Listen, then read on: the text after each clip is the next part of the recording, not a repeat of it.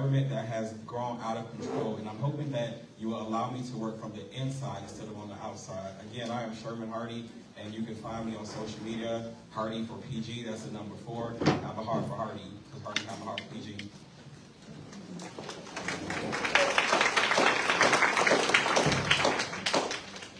Good afternoon, good evening, everyone. My name is Leslie Dwight. I'm obviously a candidate for Prince George's County Council District 9. And you know, I'm running because our community has been unheard and underserved for far too long. I share the concerns of many of you that, you know, when it comes to the decisions that have been made concerning our district, they have been made for us. They have been made about us, but they haven't always been made with us in a meaningful way. And so I want to focus, and the reason that I'm running is because I want to bring that kind of accountability and that kind of community engagement to District 9. One of the things that I've seen in community, and just as recently as yesterday, there was a family who was expressing concern because new development was coming into their neighborhood. And with that new development came concerns of traffic. It came concerns of delayed emergency services. And that is an issue. I experienced that myself just a couple of weeks ago where I called 911 for a community emergency, and I got an automated message that said, your call will be answered in the order that it was received. That should not happen when we call 911, and that's not an isolated incident. That's an incident that is reflective of poor leadership and unresponsiveness to our community. I think that one of the solutions to that issue is that we have stronger and more intentional community engagement.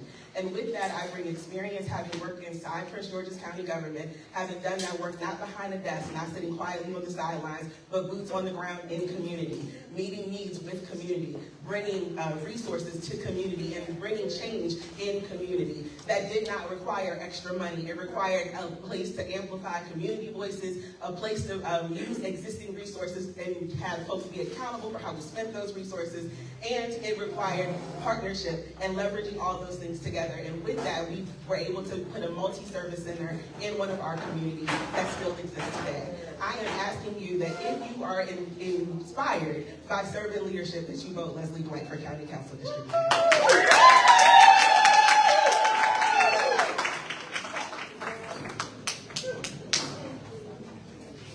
What's up, y'all? My name is Mark Crooms.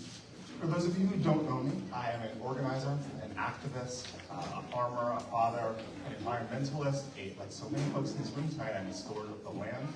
And as of June of last year, I made history by being the first person in Prince George's County to run a publicly financed race for county council.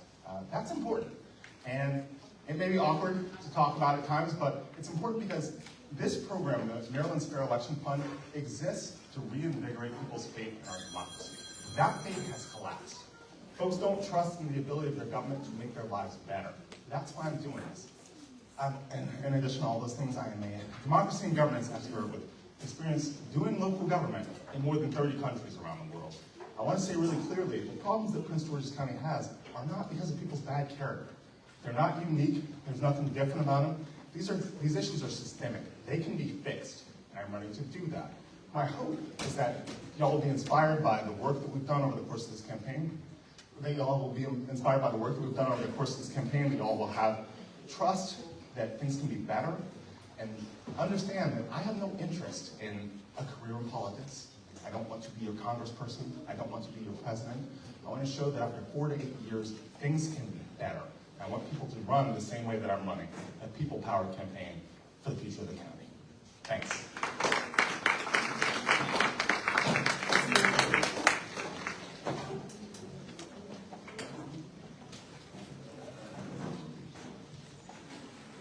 Testing. Good evening. I am Tamara Davis Brown. I am also a candidate for District 9 County Council, and I want to thank the Greater Baden Aquasco area for having this forum for us tonight. I am no stranger to District 9, and specifically, I am no stranger to the rural tier. I have been an advocate for over 2 decades fighting unwanted development, keeping the rural tier rural, and holding those developers accountable to build infrastructure for us. One of the reasons that we have SARC just down the street is as a result of some legal litigation that my community, Winbrook Civic Association, filed, and we've got a developer-funded settlement. And they said, we just want to build, the reason that it's named after Delegate Proctor is because he came to our Civic Association meeting and said, we just want to build a nice aquatic center for the southern region. We said, fine, it didn't have to be in Clinton where I live, down from Miller's Farm. We said, whatever to benefit the greater community. Those are the type of things and the type of fights and battles that I've been in, not only with you, but for you and on your behalf. Many of you received my emails over decades, over 2 decades. I have been informing you, keeping you informed of all of the development that is going on, who to contact and how to fight and how to get those results. Not only have we done excellent work for getting SARP, we got the new Brandywine fire station done, we got the new District 7 police precinct done, we got the new Peak Academy School built almost now 10 or 12 years ago. We also got Clinton Library renovating, fighting for those dollars and making sure that we use your tax dollars wisely. I am Tamara Davis Brown. I'm a name you know and a voice you trust because I've been in the trenches. I'm no Johnny come lately. I'm no Jane come lately. I am who I am, and I've been a woman of integrity, keeping my word and doing the work and getting results for you. I think that it is, okay, it's time, but I would love your vote. Thank you.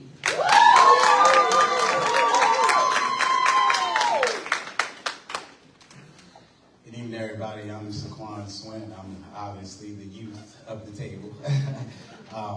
Once again, I'm Saquon Swin. I helped start 3 nonprofits, which I still currently work on the board of. These are nonprofits that work directly with the community and directly with the youth.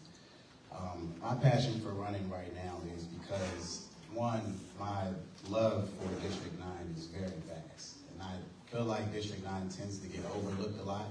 I really feel like District 9 is the cornerstone of this county, and I really want to shed light on a lot of things that we have here in District 9. One of them things being the farms. Out of 380 registered farms in this county, 320 of them are in this district, and we do not lean on our farms enough. We do not use our farms enough. Guys, we have a lot of resources here we can use, and one of the things that I want to address, if I am elected, is that, the shortage, right? We have a shortage of primary care physicians. We have a shortage of STEM programs in our schools for our youth, right? One of the things I'm really big on is systems, right? This country is built on systems, the health system, the financial system, the banking system. What we need to do is set the systems in place so that our youth and generations to come do not have to fight and try to get access to the resources that we're lacking right now.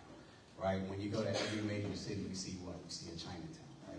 Why is that? Because they have their own systems. So what I want to do is set the systems in place, once again, like I said, so we don't have to keep fighting and having to claw into these places that we need access to.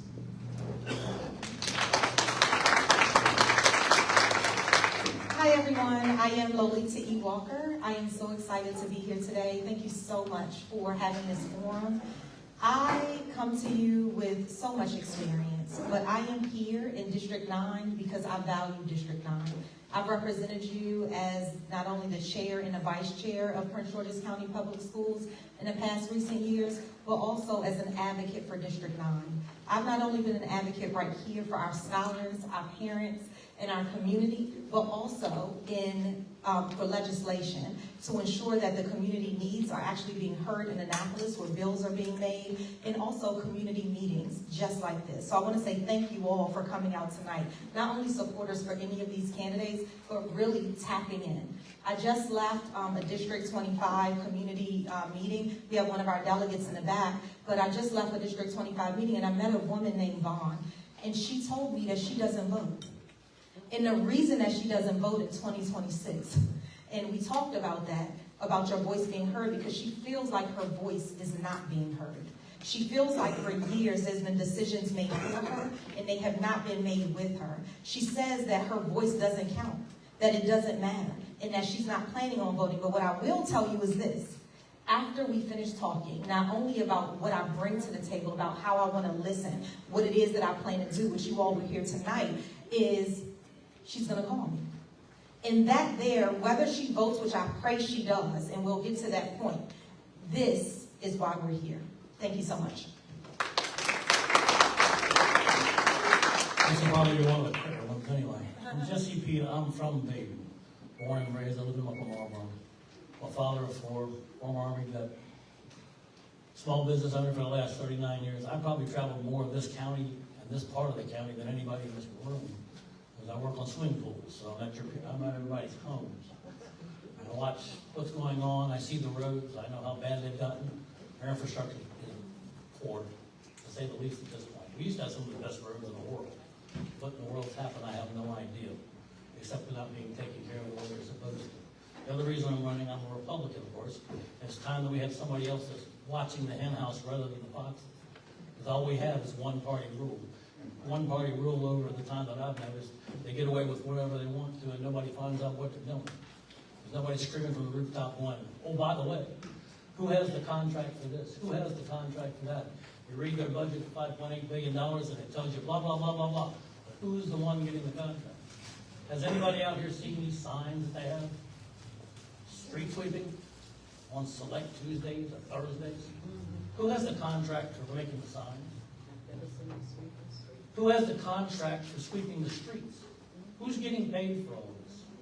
See, I'm a fiscal conservative. I believe in smaller government that's closer to the people. They answer to you. They don't answer to us anymore. And that's what I want.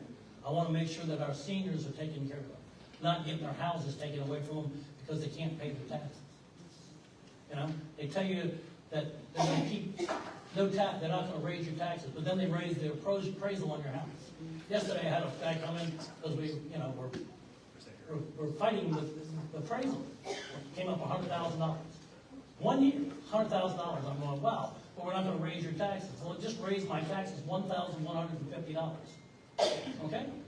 How long can we continue to do this? And our seniors who finally pay off their home, they can't afford to pay it and they lose their house.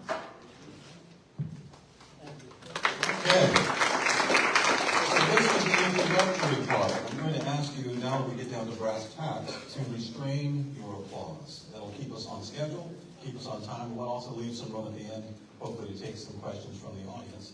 So since the microphone is at this end of the table, why don't we go from right to left? You all right with that? All right. So on this round, you have 30 seconds to answer these very straightforward questions. And that first question is, what are the top 3 things you value most about District 9, and what are your top 3 priorities if elected? And you have 30 seconds. Basically what I was talking about, being able to communicate with all of you. Because I want to know what you want. This is your community.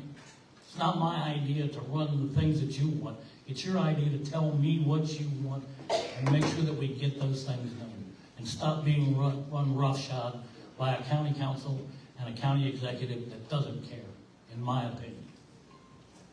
I call it felony incorporated, by the way.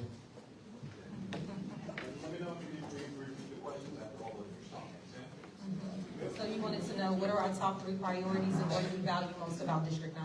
Right. Okay. Well, the great news, everyone, again, I'm Lolita E. Walker, is that they're 2 and the same. Is what I really value about District 9, having been raised here, is really the ability to connect, to build, and to thrive.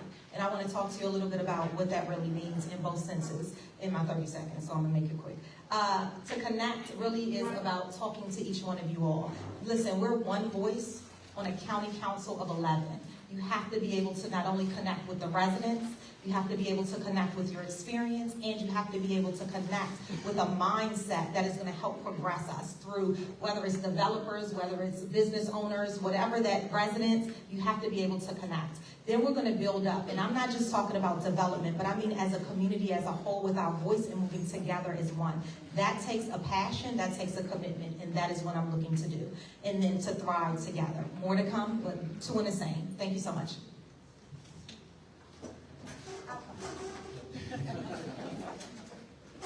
I guess what I value most about District 9 is the residents, you all. You know, I love riding around District 9. Get overlooked a lot. One of my 3 major things I will focus on will be making this district a more healthy, safe, and connected district. One thing big is, the infrastructure, the road repairs, everything that these contractors do. One thing I plan to do is have the 311 audit squad, which is a resident-led audit squad, which would be a third-party verifying. Oh, okay, I'm sorry.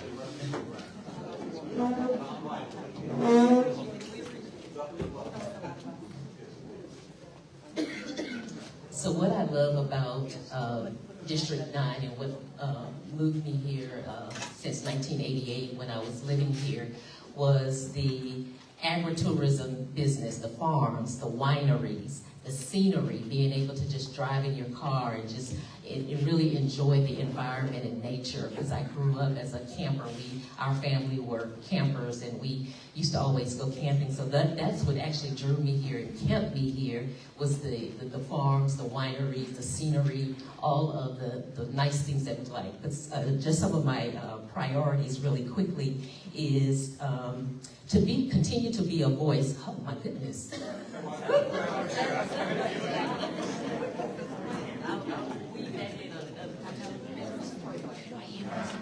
So I will mirror much of what my compatriots have said. The easiest things to love about this county are the people and our natural spaces. I am a farmer. I live on a farm. I'm a farmer. I want to get that out there. Also, in terms of my top priorities, is dumping ground politics. I want to end them. No data centers in this district.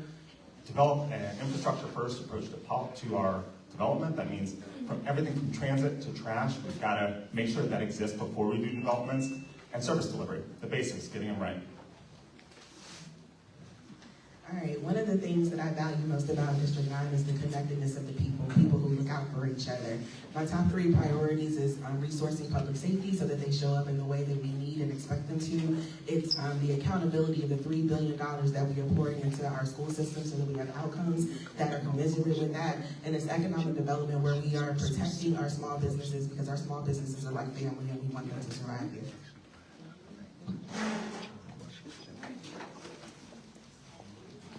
Okay, so for me, I believe in community. The community here in District 9 has been very pivotal, and also the historical heritage trails and also the parks. Those are a lot of the things that I value as well, and also the opportunity that we have. But again, the most important things that I want to work on is accountability and oversight in our government, better land usage, and safe and healthy communities. Sorry about that. All right, moving right along. Next question. And again, we'll start at this end of the table because that's where the mic is. Do you support AI hyperscale data centers? Yes or no, and why? You have 30 seconds. What am I going to do to No, I don't support them. I believe that we need to have strict environmental attachments to it, as making sure that they don't drain our infrastructure, our water, anything like that. But right now, it's a no for me. I am not in support of data centers that are going to bring economic burden to our communities, that are going to cause environmental issues in our community, and that are going to introduce public health risk into our community. Is that my time? So also a hard no. There's one thing people know about me. That is the thing. Before I even hit doors, people know that about me. I've been there since day one. My stance on this is unwavering. And why? Because I don't believe we have the ability to regulate them. As a nation, we're bad at regulation. As a state, we're bad at it. As a locality, we're terrible at it. Until that changes, we cannot have these things that will be harming our community. A hard no for me. Also a hard no for me, and why is because of the environmental impacts that it has. Again, I've been an advocate to preserve our rural tier, so I will continue to fight for that. So my priorities really quickly are land use and zoning and making sure that the infrastructure keeps up with the pace of development, to have a budget that works for you, and 3, continue to be your voice and advocating and pushing back on our development. 60% of what the county council does is land use and zoning. I'm the only candidate that has that experience and has been working tirelessly for over 2 decades with that. Thank you. Am I for hyperscale data centers? No. I think hyperscale data centers are an outdated approach. I think there's better approaches to it where we can put the power back in the resident's hand and also get residents paid. So as far as hyperscale data centers go, no, I'm not for that. No, for hyperscale data centers. We can look at Utah, we can look at Colorado, we can look at Georgia and see what hyperscale data centers do and impact.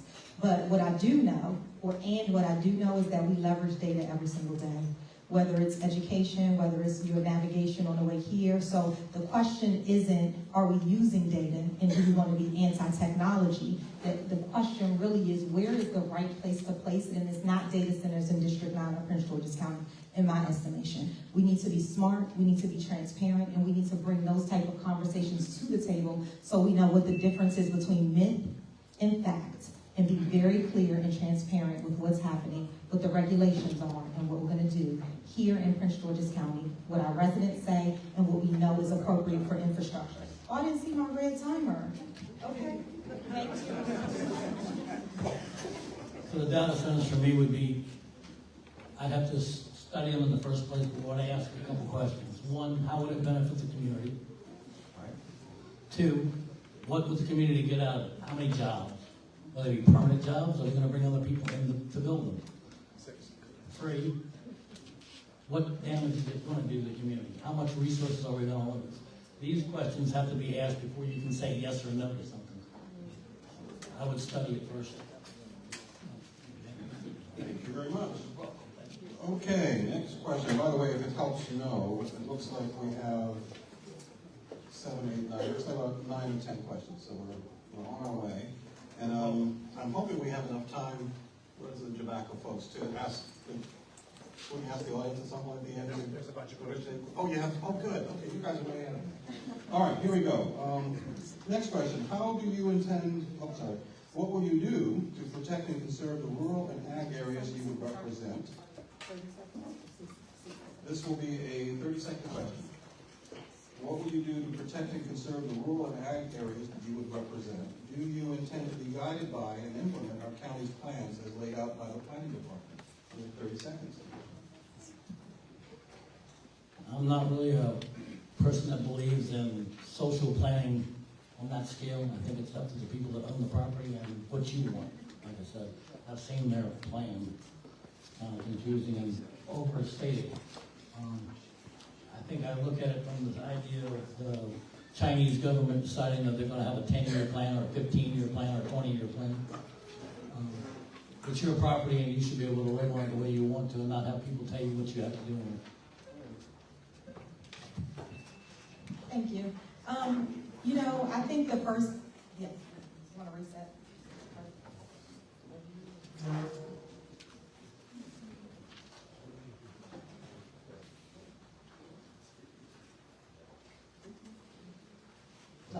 All right, so, you know, I think, again, I'm always going to talk about connect first. The first thing we need to do is talk to our rural partners, talk to the homeowners, talk to the farm owners, and really talk to them about what is necessary, what is needed. And I've started to do that work.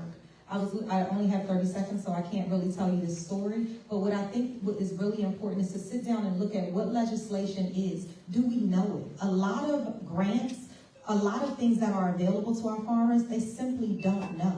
And allowing them to understand that, I think, is the first key. So that's the first thing I'll do. Thank you.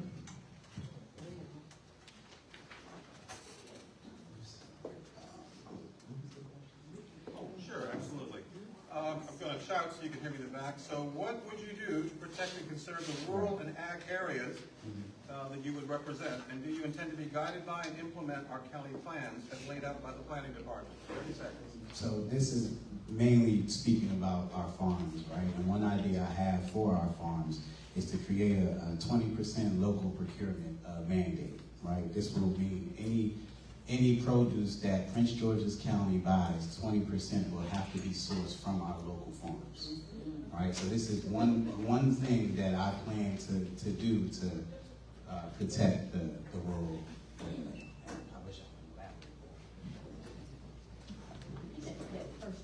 Sure. First part of the question is, what would you do to protect and conserve the rural and ag areas you would represent? You want the rest of it? So what I'll tell you is what I've already been doing, and that is fighting against the developers on waivers. A lot of developers get waivers of all of these requirements, adequate public facilities, school surcharges, all of these one of the things, when it comes to me here in the rural tier, I'm gonna say no, I'm gonna push back on any of those waivers. I'm gonna push back really hard on those. I'm gonna continue.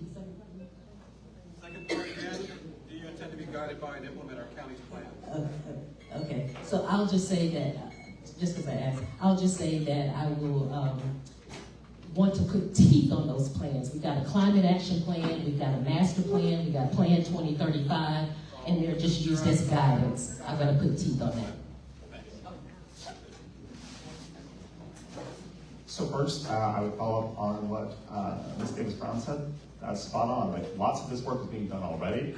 I'm also a part of that work. I would also note that specifically our plans in this county are good. Our plans aren't the problem. The problem is that they are ignored. So much of our development happens, was that for me? Oh, okay. So much of our development happens by waiver, and that is with the express permission of your elected representatives. Y'all can trust that that won't happen if I'm elected, because none of those folks who normally pay for that sort of stuff are paying me. My campaign is funded by normal people, and I'm going to be out here defending y'all.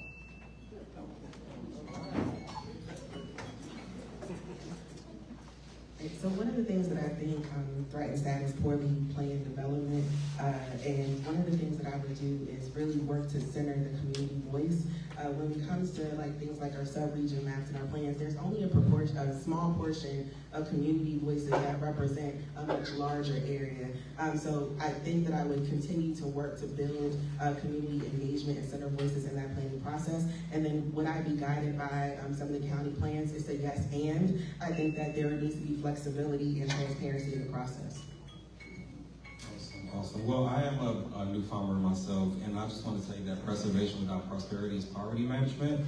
I would definitely protect and preserve our agriculture in our rural tier. First, we need to make sure that our land use is properly, and Plan 2035 already calls for certain areas to be preserved in that aspect.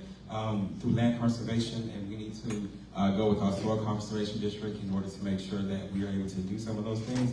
Purchase land through Maryland National Capital Parking Planning so that developers won't be able to use those lands, but we can return those back into service. Thank you. Thank you. All right. Here's another 30-second question, but just to entice you, we have a 1-minute question coming right after that. More breathing room. All right, this one is 30 seconds. How do you intend to get to know your constituents? Will you be transparent and inform constituents of what you are doing, and will you work to gather with their feedback during your tenure? 30 seconds. Absolutely. I'm in your households almost every Wednesday through Cat Chat. I've been doing those for several years, for about 3-4 years, and it's been constant. And even through my social media platform, but also holding quarterly meetings, having an open door policy for the council, for you all to be able to come up there and actually see me. Those are some things that are going to be important. But also being in our district, in our neighborhoods more often. And yeah. So for me, it's doing what I'm already doing, and that's showing up in community. It's showing up in community.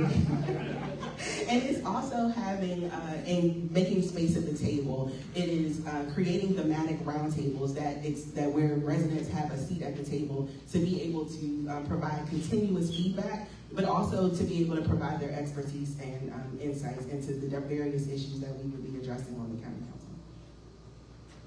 Okay, that's beautifully said. Oh. Good.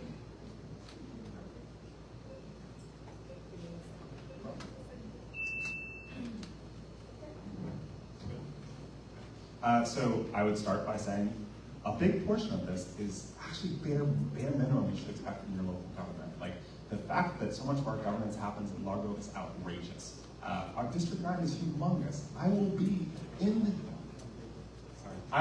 in the district engaging with the people. Like throughout the year, my plan already calls for at least 4 town halls per year in all the different portions of this district. And also,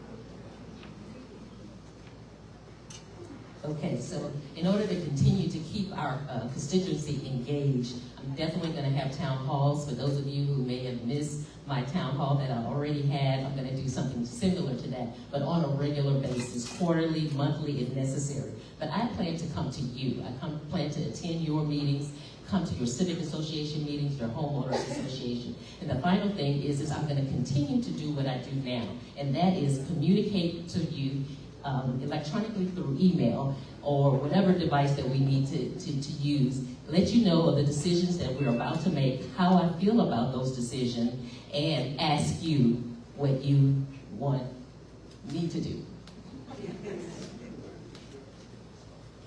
Yeah, some ways I plan to do that is just, coming, I plan to be boots on the ground. I'll be there with you. If you call and you need our assistance, I'll actually come. I won't just send a representative. One thing I plan to do is events, right? One thing we're lacking now, we don't do any events. We don't have any events. I plan to have an annual District 9 day where we come at one of the farms and we do a big festival. We bring out all the small businesses. I let everybody see everybody and connect with everybody. And we incentivize small businesses, things like teachers, talent shows at the schools, just things to get us back more connected. Y'all not gonna get me in trouble with this timer over here. You ready? All right. So, I'm gonna do what I'm doing now and elevate it a bit. If you all kept connected with me in District 9 when I was the Board of Education Chair and Vice Chair, not only newsletters, quarterly meetings, I had monthly meetings, getting on the ground and talking to each of you, following up with the emails that you send to me. When you connect with me, I connect with you right back. And then we need to get additional folks. I love what Saquon just said about getting folks in the community together. Half of the issue is that we don't know what we don't know, and I'm here to make sure that we do. And I'll do that for you. Lolita E. Walker. Simplest way to reach me is right here. Okay? I'll be out in the community with you, but if you need something that badly, you call me, I'll answer the phone. I run a business for 39 years, somebody calls, I pick the phone. If I don't answer the phone, telephone number's on there, I'll call you back. Okay? Okay. We beat you to the punchline. Yes, you did. And you graduated to the 1-minute question.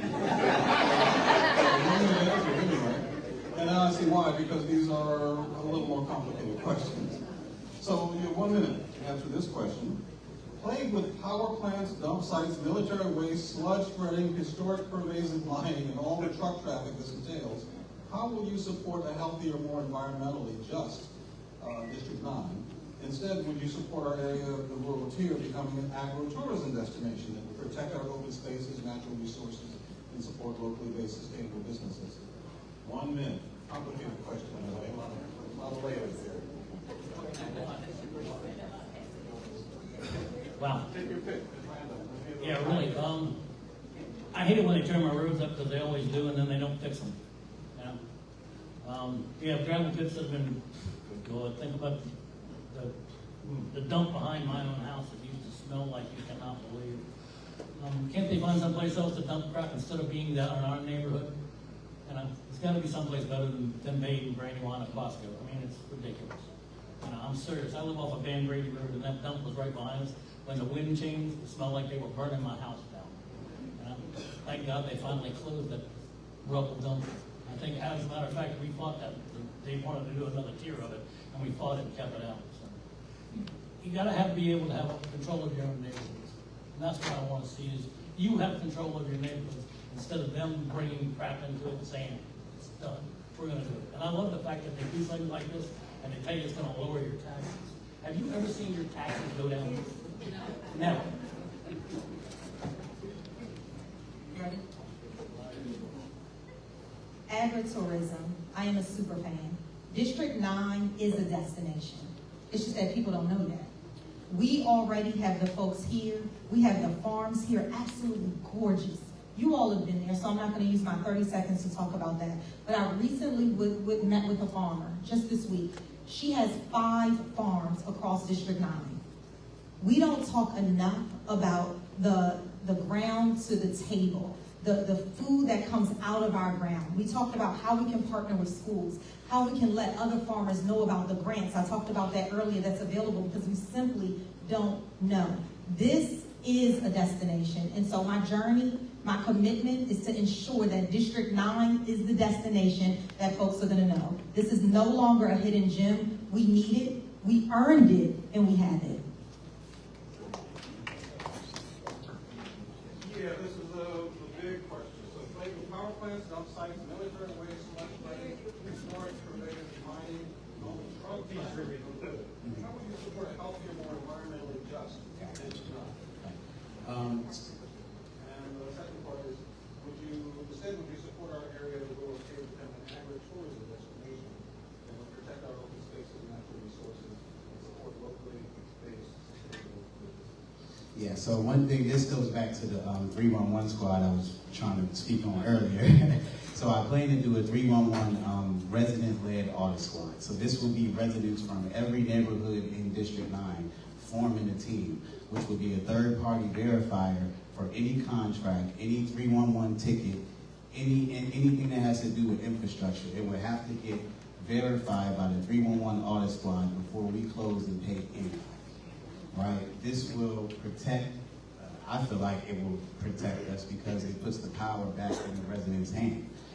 Another thing I plan to do to protect our farms is I want to start an agri-STEM pipeline, right? An agriculture STEM pipeline with our farms. This will expose our students to over 300 career specialties, which will bring more back to our district, which will then protect our district even more. Another thing we have to do is we have to get the information out, right? I plan to do mastery classes. I want to teach our farmers and our people who own these lands how to keep the land and keep it in their family for generational wealth.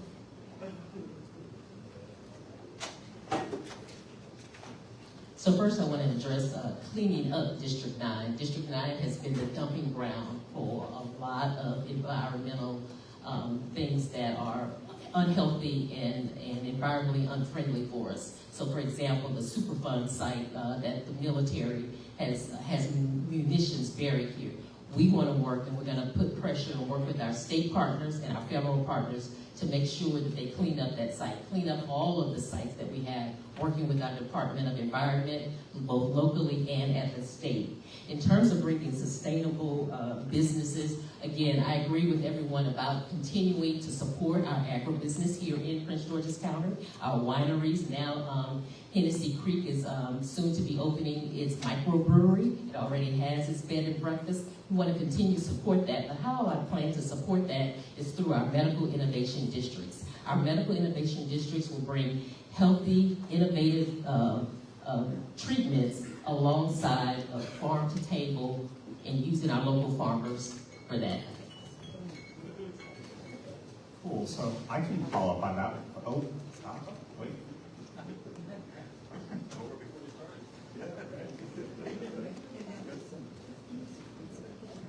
So I can start by saying this is work I've already been doing, not only like before I was even running for office, but on the campaign trail. A few months ago, I held a agriculture-focused policy jam where I showed normal people that normal people can write legislation. We are not meant to be governed from on high. This is stuff that we can fix ourselves. I want to say really clearly, like my aim is to fight for y'all, and to say a really hard yes to agritourism. Like, this is one of our greatest examples of systemic failure. This industry exists. Whenever my friends are like, why don't we thinking about going to a winery in Virginia? I'm like, why? We have so many of them. Like, we've got the Heritage Wine Trail in our district, and we don't talk about it, and it's not advertised. And those are things that are very fixable. Even members of our current council know that this is a problem. We can fix it. I think that throughout the case of this campaign, and we've seen this continue with the dumping from Andrews. We've seen the sewage, raw sewage dumping from our rivers. Like, this has got to end.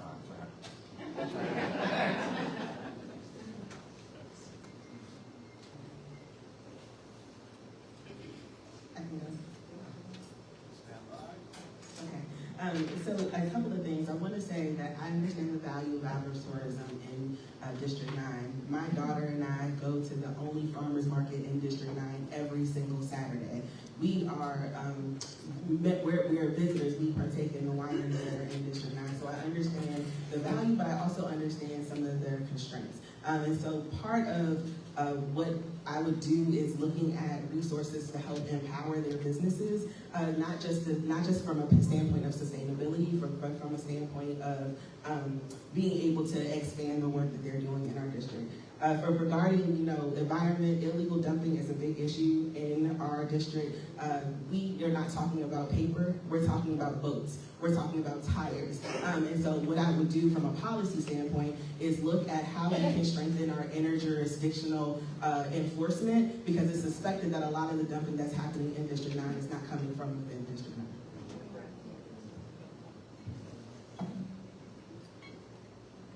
All right, I just want to say that a lot of this work I'm already doing to have a healthier and more stable environment, such as fighting against the PFAS, the plastic poisons that are in our waterways. Because of that, we have the first fish consumption here in the state of Maryland because of the dumping of PFAS in Andrews. But also, we need to strengthen transparency and hold polluters accountable, and that's something that I'm going to be doing to have a more healthy environment. Now, as far as agritourism, we absolutely need more. And we also have to make sure that we are treating the agritourism people different, based on some of the services they provide, because I have talked to many people in the equestrian industry who have said that it has been a bit unfair. But we also need a food and agricultural services specialist, so that way we can actually focus more on agriculture and also have ag as a committee, because it should be an economic engine, not just for preservation of land. Right now, the state is pouring a lot of money into agriculture because it's one of our strongest economic engines here in this state. So again, we have to make sure that we are actually putting forth efforts that are actually going to make a positive difference in the future. Thank you. All right, on the home stretch here. Next question is a 1-minute answer question, and it goes like this. For as long as most of us can remember, the county's had a poor rating for public schools. What will you do to help improve public schools in the county? And what is the rationale behind the idea or plan of consolidating Brandywine and Baden elementary schools with Glen Park middle and high schools? 1 minute. Okay, so what I'll say is that the council doesn't have a responsibility for the school system. We have to make sure that we start understanding our roles and what we're responsible for. What I'll make sure that I'll do is fund the schools, and then I'll make sure that we are holding them accountable through other mechanisms, through advocacy with the state and our state partners. But there's absolutely nothing that we can really do as it pertains to the school system and a lot of these issues, besides funding and also advocate through our state partners, because they have the oversight.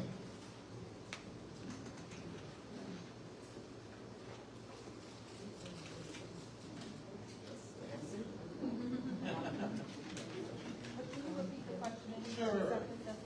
For as long as most of us can remember, the county has had a poor rating for public schools. What will you do to help improve public schools in the county? And what is the rationale behind the idea or plan of consolidating Brandywine and Baden elementary schools with Glen Park middle and high schools? 1 minute. Okay, so I'm going to start with the last question, because my answer to that is simply growth. I think that a lot of our schools that were in this area were at capacity. So there's that. With regards to the school system, Sherman is right. We don't have direct oversight, but we can hold our folks accountable to the outcomes that our $3 billion goes to support. There's no reason why, there are classrooms that do not have teachers in them. They have long-term substitutes. There's no reason why our kids are still carrying Chromebooks from when they were in elementary school and they're now in high school. It is about making sure that we have the resources that trickle down to our classrooms and that support our students in the best way possible. And it is about making sure that our teachers have the resources to do the job of teaching, and that may mean providing supportive services inside the school to help propel our education. Thank you.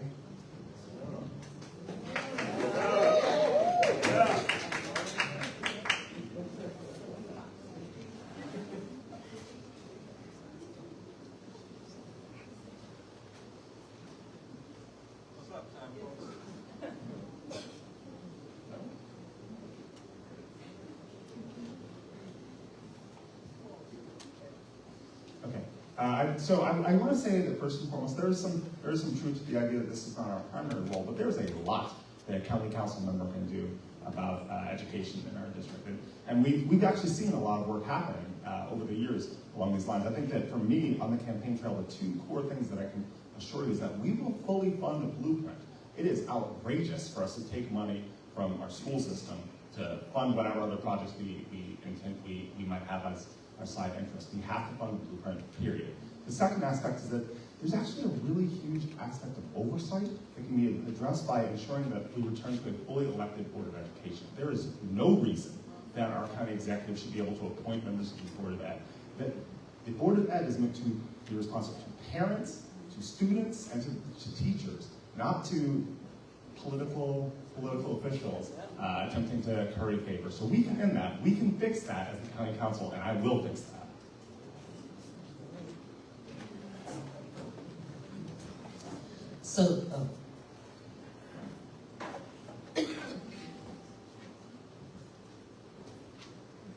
So there's a reason that the Prince George's County Educators Association endorsed my campaign and my candidacy for District 9 County Council. They know that I will be a fighter for them and will continue to work for them. With respect to our school system, we do, as the county council, we have the budget for the school system, correct? But I don't plan to give the school system a blank check, and that's been the problem. There's been no oversight of the money that we're giving to the school system. Our school system is too top-heavy. We need to make sure the money trickles down to our classrooms as well as to our teachers. Again, that's a reason why the teachers union has supported me and have endorsed my campaign. But more importantly, one of the things that we need to do is make sure that when we designate the budget, whether it's the full amount or what amount, whatever we decide, I agree that we have to fully fund the blueprint for education so that all children are getting the needs that they met, especially our special needs students. Thank you. So yes, I do agree. There are a lot of things that the county council can do to assist with the school system. One thing I plan to do is work very closely with all principals in my district.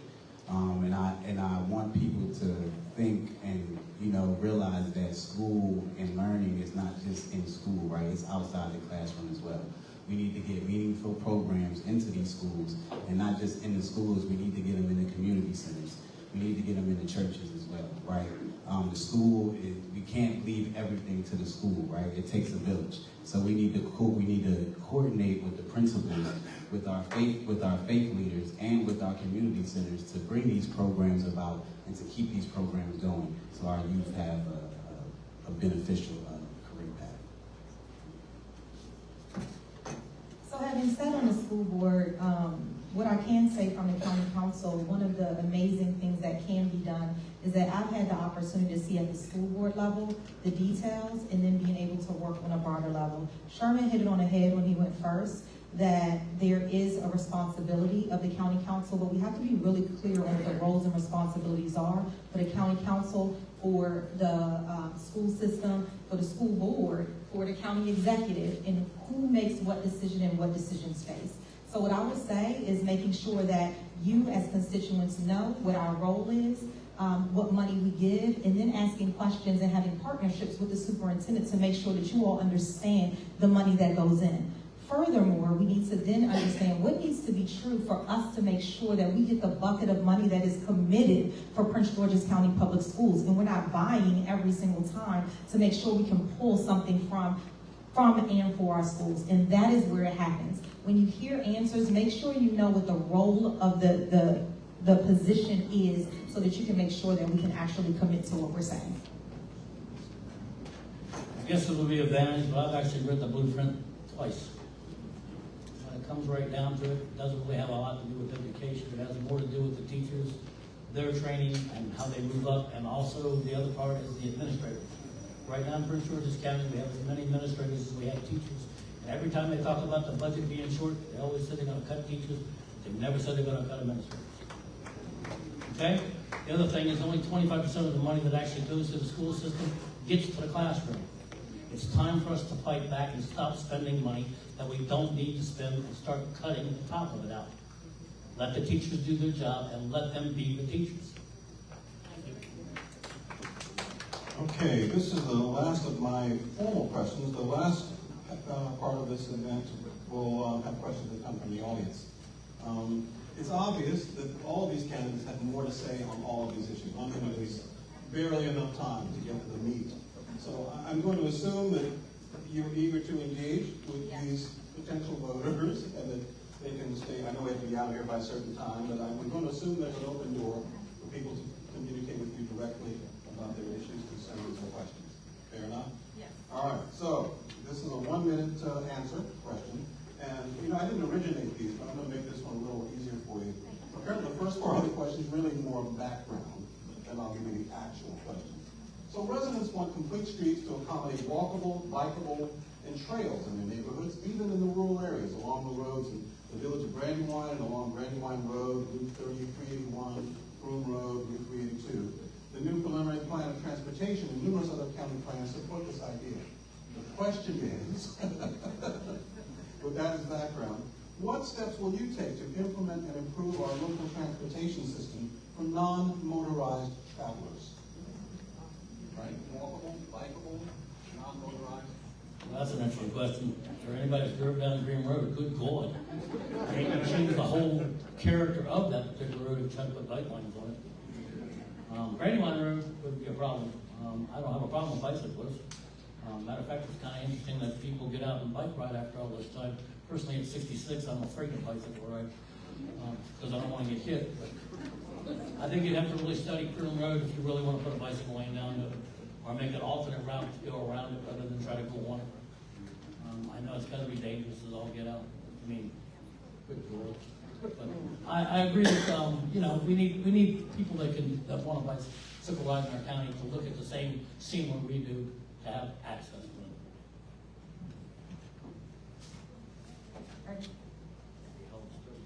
You finished early, so we have to reset. No worries, that's good. It's a union thing. Okay. I think to think if there is a thought that we're gonna make everything bikeable and walkable in our rural area, then we have a gap there. So I don't want everybody to walk around thinking that everything is gonna be there, because not only isn't it plausible, I almost got hit the other day, I'm trying to put down a sign, but also it costs money to do all the improvements and enhancements we want. So what I am proposing is that what I can commit to is to actually go around and see where walkability is, talk to our constituents on what they want. How far is it that the parks are that do have trails? Where are we with that? How can we enhance the transportation that can get residents to those places? So again, I think it's starting with connecting with our residents to really truly understand what is it that we need, so then we can move forward to actually implement what it is that we say we need, not just the broad of let's make everything walkable. Because reality is we're not going to be able to do that, and quite frankly, in District 9, we value the rural areas, so we really need to be careful and balance that. Yes, I definitely agree. There's some places that need sidewalks and even streetlights. I would definitely advocate for it. I don't have a step-by-step plan to give you right now on, you know, the actions I would take to get it done, but I would definitely advocate for it for sure.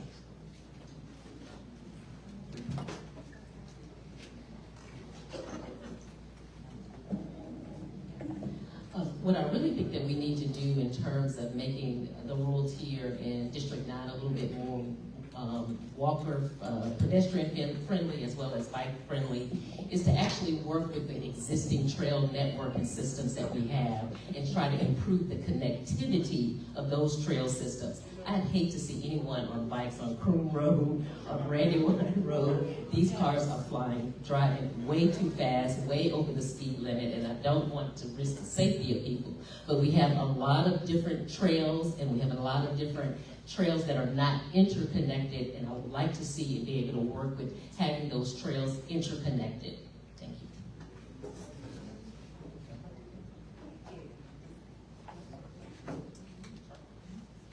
So I'm going to start by saying, just going along with what Fred was saying, all of these issues are huge issues. You can visit my website. I have thought out policies on all of them. The second I want to say, this is an issue that hits close to home for me. I actually do literally run on the side of Broome Road. It is dangerous. So our county has done some great work in planning for the future on these issues. The Subregion 5 and Subregion 6 plans have some really thoughtful ideas on what what this might look like in the future. The challenge is making that a reality, and that requires like investment. And one area that you might see like real frustration from me is in things like the smart plan, right? Like there's this great idea of expanding transit in our county, and quite often South County is ignored because it is assumed that no one wants it down here, and it's assumed because of our demographics. There's like 2.5 cars per household or something like that out here, and like people assume that those in charge assume that that's what we want, that we just want to be on the highway of death every day. Everyone wakes up and is like, I want to be on Old Indian Head.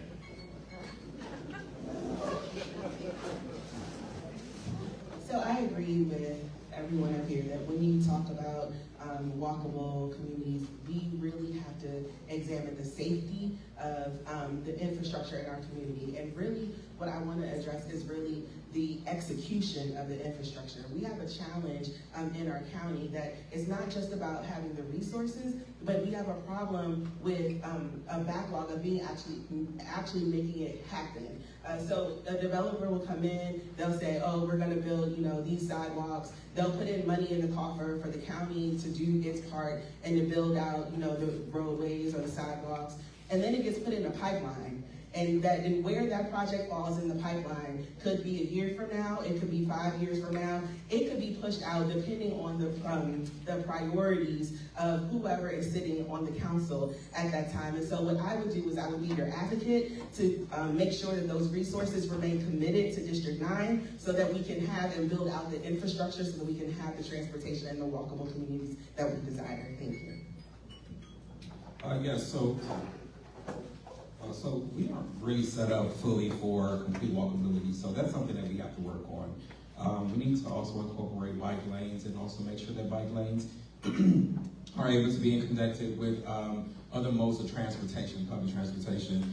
But we also think about that we have to think about accessibility, because a lot of it is not accessible to those who are differently able. So that's another thing that we have to think about when we're creating these our different modes of transportation, as well as our sidewalks and intersections. That includes the traffic lights as well, making sure that we have enough time to actually cross those streets. But again, we need to make sure that connectivity is a huge issue as it pertains to being able to walk, and also through our legacy trails, like so many other people have mentioned. Like, we need to make sure that those are connected, and that we also increase our equestrian trails as well, because that's another historical thing that we have not typically tapped into. So, thank you. Good question. Okay, good job, everybody. So now my colleague over there is going to read questions that were derived from the audience. Again, we'll stick with 1 minute, and I apologize for that. It's just there's 7 folks, and we're trying to, my dog's been locked up all day in the house anyway, that I have to go pee. No, actually, there are better reasons too. Opportunity to answer each question, or maybe have somebody take the question? I think everyone should have an opportunity to respond to the same content, to be honest. So let's make a shot and see how far we can get within the time available. Can you hear me? Okay? All right, so the first one is, And again, 1 minute. And remember, any of these candidates are eager, I think, to expand on their answers, and be sure to engage with them after the session as you go forward. All right, you're up. all right. Residents and business owners around Woodyard Crossings have expressed concerns about unauthorized street vending, and now appears to be an open. Just a little closer. A little closer? Oh, there you go. All right, sorry. All right. Resident business owners around Woodyard Crossings have expressed concerns about unauthorized street vending, and now appears to be an open-air flea market. What actions are you taking to protect public safety, address illegal vending, and solutions for the panhandling? So it's a three-parter. If anyone is aware of Woodyard Crossings and what's going on there.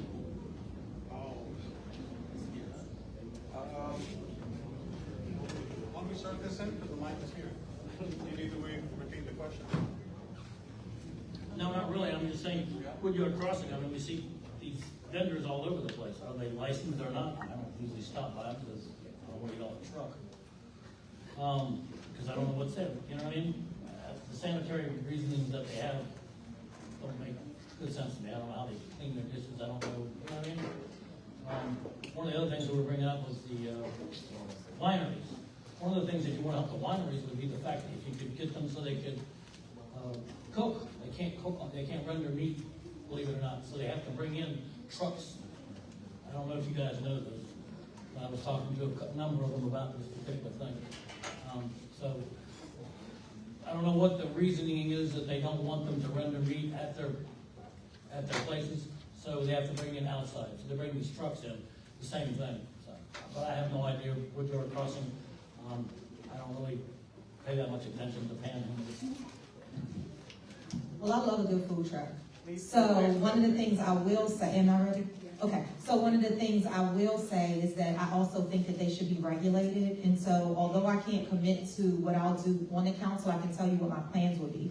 To work with our amazing police who are represented right in the back, to work with our agencies, yes, to work with our agencies to really identify where the panhandling is happening, because it's not only happening there, but really then to crack down on those there, make sure we issue citations and make sure if maybe they don't know how to become a registered vendor, so let's help with that as well. So I can, again, connect so that then we can build and we can thrive together. It's really about touching base with the folks that's there.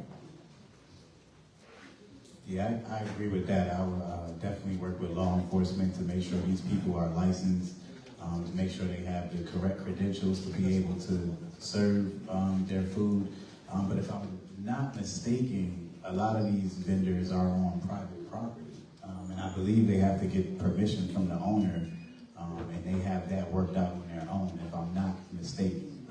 But for the ones that aren't, I would definitely work with local law enforcement to clean that up.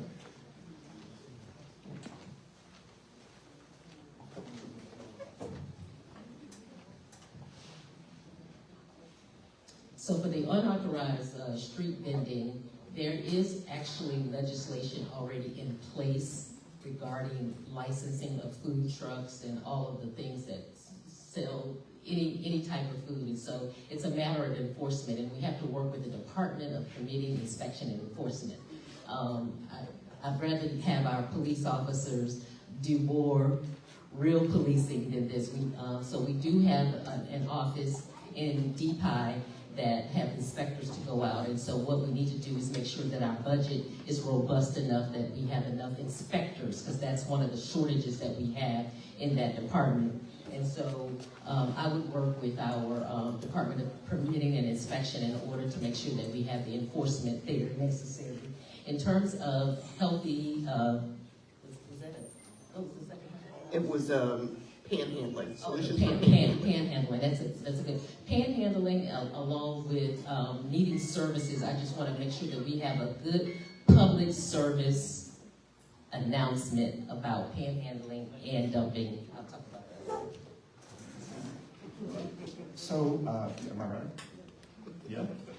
Okay. So two things. First, I'll touch on panhandling. It's hard out there right now. Like, I'm just not, I can't summon up the gusto to be down on somebody who's struggling right now. Like, I knocked at the door of somebody just a few days ago who was in the process of getting evicted. Like, I'm sorry, I don't have that in me right now. People are struggling. I want that to be better for them. On the second point of vendors, everybody in this room knows it is awful to run a business in Prince George's County. We make it hard on normal people. We bend over backwards for a new Chick-fil-A and then complain that there's nothing but Chick-fil-A's, right? Like, if you don't want to go to a food truck, don't go to a food truck, right? Like, to me, we need to make it easier for people to work here, for people to have businesses here, for people to exist in this county, and that's something I'm committed to on council.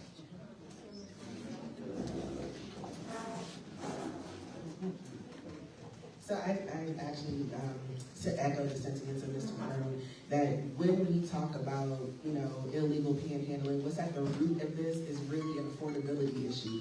Everybody wants to be able to take care of their families. Everybody wants to be able to keep a roof over their head. And what we have to do is not a law enforcement issue. We have to make it easier for people to do business in Prince George's County. And we have to make it easier for people to do business in District 9. I would be working with our health inspectors to help create a pathway for people to be able to stand up their businesses. I was talking to a business owner in District 9 who said they were carrying payroll 8 months before they were able to open their doors and make $1. That is unacceptable. So if we want to address the issue of panhandling, we're going to have to fix the system that doesn't allow people to do business in District 9 and Prince George's County.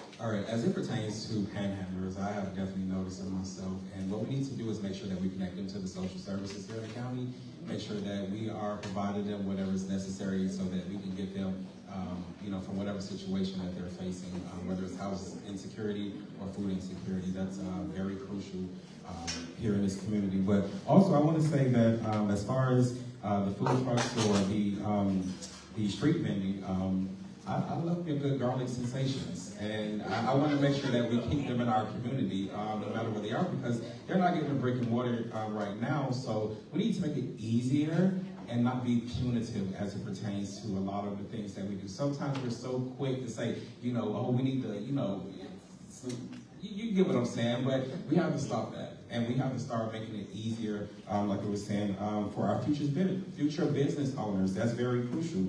And that's really all I have. I like our food vendors. I'm a frequent visitor of a lot of them, so can't you tell?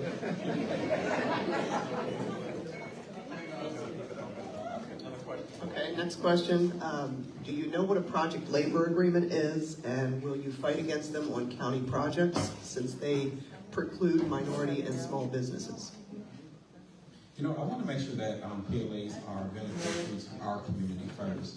And too often, a lot of people who are in some of these positions aren't located within our county, but that doesn't mean that, we can't make sure that we have certain protections that are necessary. So, I look at project labor agreements case by case, because not everything requires one. So I want to make sure that we're using them appropriately for when the time comes. But outside of that, it has its purpose, it has its benefits, and it also has its upside. So, we have to make sure that it's case by case. Unfortunately, I have to say ditto again, that everything is not a one-size-fits-all, but we do need to make sure that project labor agreements are in place, because we want to make sure that wages are fair, we want to make sure that, workers are protected, right? And we have to make sure that minority businesses have opportunities to access the capital and access the resources of Prince George's County. And so it's not a either or, it's a and both. So this is one of those rare cases where I'm not going to be in agreement with everybody. I'm a hard no on this. And the assertion that being in favor of project labor agreements is against black people is racist. You're asserting that black people don't have those jobs, that black people aren't doing labor. And I understand on one hand people want to be in favor of minority business owners, right? But why don't we think about the minority laborers as well? So I think that the framing of this question is wrong-headed, and I think that if you can't afford to pay people a living wage, maybe your business is not doing its job well enough.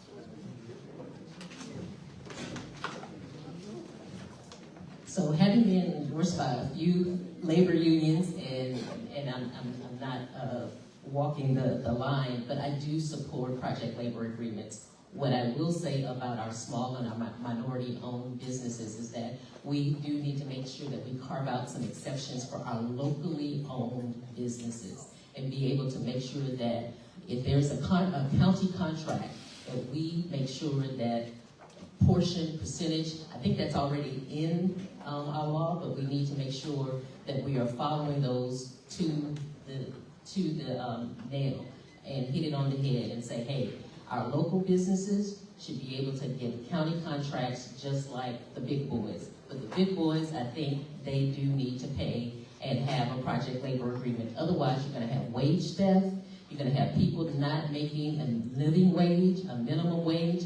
I fought, the labor union support me because I have fought for the right for $15 an hour. I fought for including making sure that we have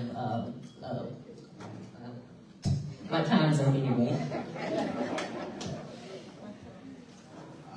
I second Tamara and also Leslie and Sherman. I don't believe it's a one-size-fit-all. I think it's a case-by-case basis, and I think we should handle them with, accordingly based on that. I'll take his extra time because mine is quick too, and I'll say ditto. There's a place and a space, and I think that equity is very important. I think that our minority and our women-owned businesses earn a pot at the table, and I also think that equitable wage is very important. So yes, and. I think you're supposed to pay. I'm a business, you always pay people what they're worth. It's part of the game, Sometimes the job is only worth so much, but the person might think they're worth more, but unfortunately it doesn't work that way. So I agree that people should be paid a good wage for what they're doing. I've got another couple questions for you. All right, so folks, we're not gonna have time to get to every single question, so I'm gonna try and consolidate these, because a lot of them are about transportation and roads. Specifically, we have, the traffic flow on 210. Let's see. How are we gonna fix our roads because we have such a small budget for paving? Let's see, and if anybody's aware of the Brandywine Road Club that's supposed to alleviate traffic concerns from new developments, have they been effective? So I think we should probably just kind of focus on road improvements. What's your thoughts on how do we get better from here? All right, last round. Interesting question. I was watching what's going on with our roads. They built the overpass in Brandywine. I don't know how successful that particularly was. And so they put 2 more lights, and my son complains every day about coming down that road. If you're going to do that, why don't they put one in Surratt's Road so they could go across it, and also do away with the light that they put at where the nursery is. I'm talking about. They put a light there. Why don't they seal off the middle of it, make you either go north or south and come back over top the overpass? It doesn't make any sense. Sometimes I think we need to really look at what they're deciding that they're doing and see if it actually makes sense. Because it doesn't make a lot of sense what they do. They spend all that money, and you're like, and now it's just as long, if not longer, to get down there than it was before. No common sense.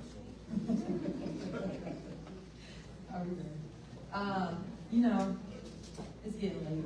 I almost sat down. Let me stand back up because you all are here. Thank you. Infrastructure, when we look at, I'm just going to lump it together with development as well, is that we have to demand that when we have development, whether it's residential or it's commercial, that infrastructure is a key part of that.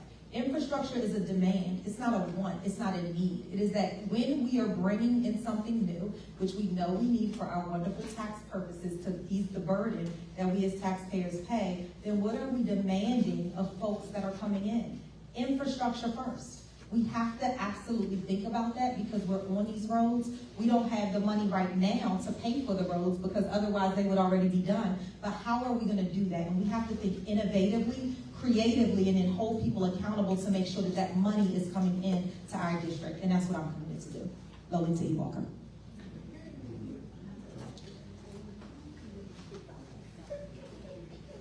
Yeah, I second that. We definitely need to hold it, and I think we also need to hold, like she said, the developers accountable for the infrastructure. What tends to happen is they build a development and save the infrastructure that they promised for last, and then we let that ride.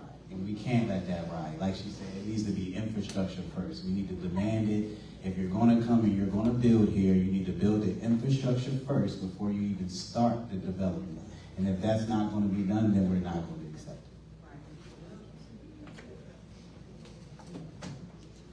Well, this is something that I have been working on for 20 years.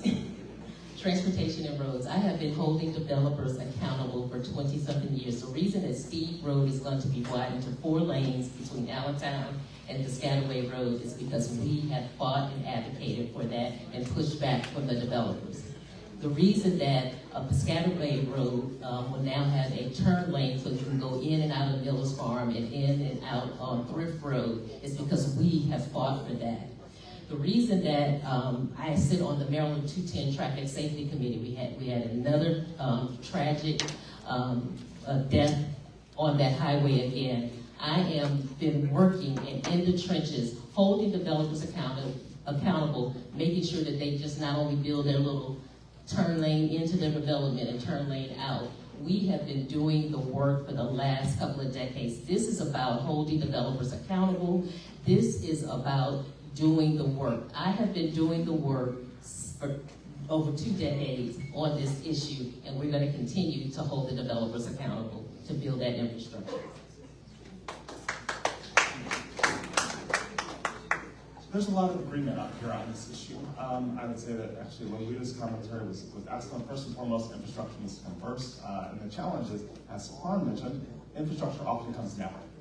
They put it off to last and it never happens. And I'm going to say that even more broadly, a more important part of this is that part of this is an issue of development, not of infrastructure.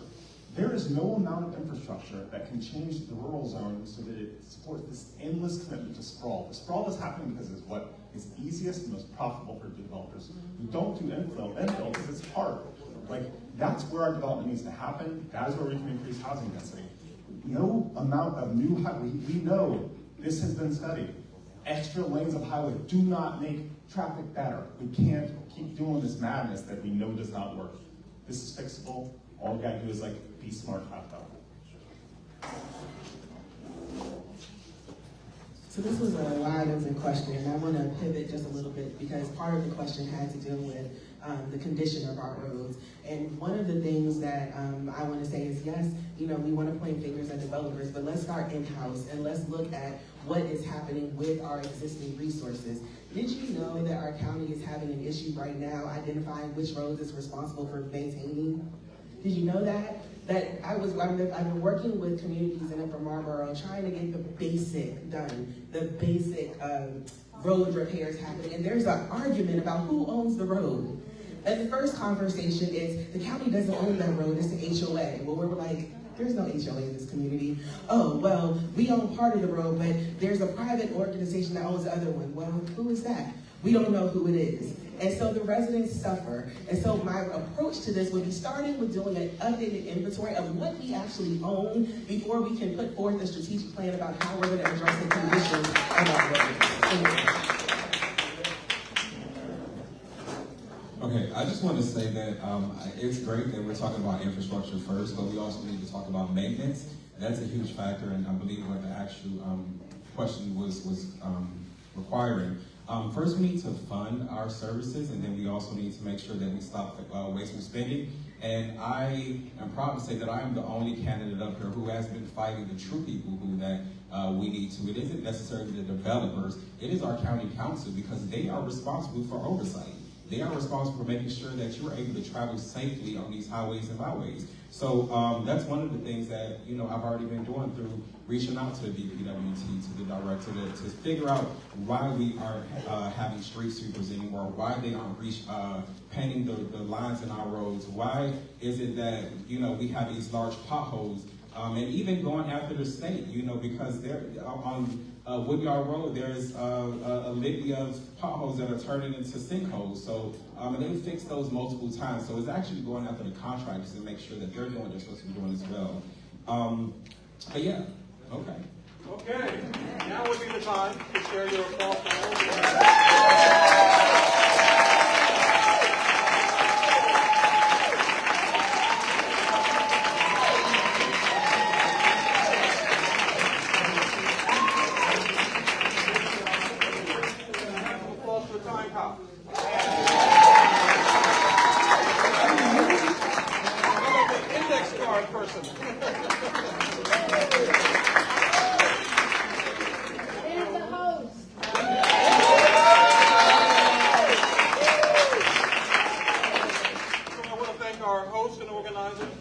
Baden Aquasco Citizens Association. If you're not a member, why not? Please consider that. And that's the end of the form. However, I think there's a raffle. Yeah, we have the 50-50 raffle. So I just need a volunteer. Shake it up real good. You got your tickets out? Oh, you didn't get a ticket? Uh-oh. They were $2.